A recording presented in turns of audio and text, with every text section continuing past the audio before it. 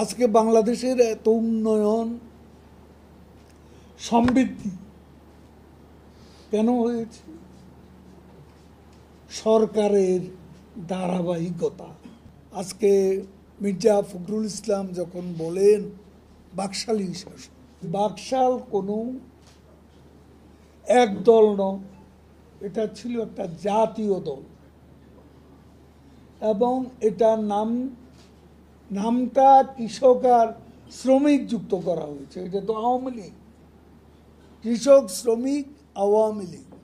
আর এটাকে এক বাকশাল বলে একটা গালিতে পরিণত করার দূরভিসন্ধি অনেকেরই ছিল। কিন্তু আমি মির্জা ফখরুলকে বলতে চাই, আপনাদের প্রতিষ্ঠাতা, আপনাদের নেতা জিয়াউর রহমান অফিসিয়ালি বঙ্গবন্ধুর কাছে আবেদন করে বাকশালের সদস্য হয়েছে। নগদে 500 টাকা বা তার বেশি পেমেন্টে পেতে পারেন ঢাকায় জমিসহ 20 কোটি টাকার পুরস্কার।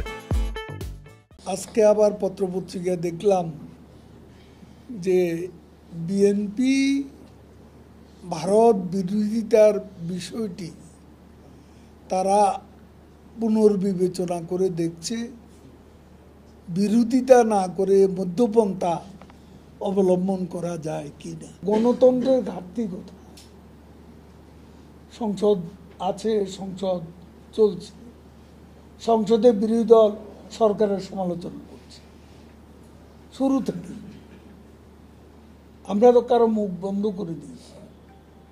বাইরেও যারা সংসদে নেই, বিএনপিও যখন যা খুশি ফ্রি স্টাইল বক্তব্য দিচ্ছে।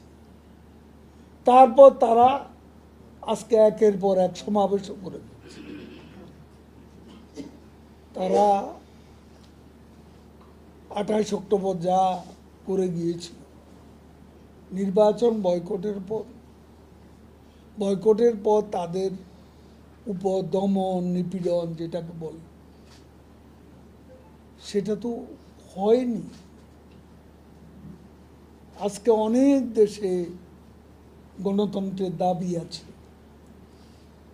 বিশ্বের বহু নামি দামি দেশে মানবাধিকারের তারা প্রবক্তা, গণতন্ত্রের প্রবক্তা। কলম্বিয়া সহ যুক্তরাষ্ট্রের কয়েকটা ভার্সিটিতে ছাত্রদের যে আন্দোলন, সেই আন্দোলন দমন করতে গিয়ে কিভাবে মেয়েদের পেছনের দিকে হাত নিয়ে রশি দিয়ে বেঁধে গ্রেপ্তার করা হয়েছে।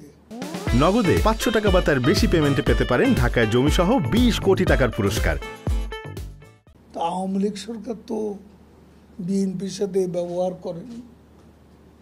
তারা যে রিসেন্টলি ইলেকশনের পরও, বয়কট করার পরও তাদের কোনো সভা সমাবেশে যেখানেই তারা করতে চেয়েছে, তারা সভা সমাবেশ করতে পারছে বিনা বাধা।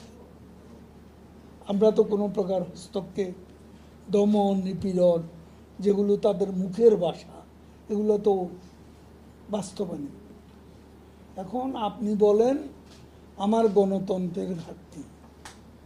আমি যদি বলি গণতন্ত্রে আমরা অনেক দেশের তুলনায় সারপ্লাসে আছি।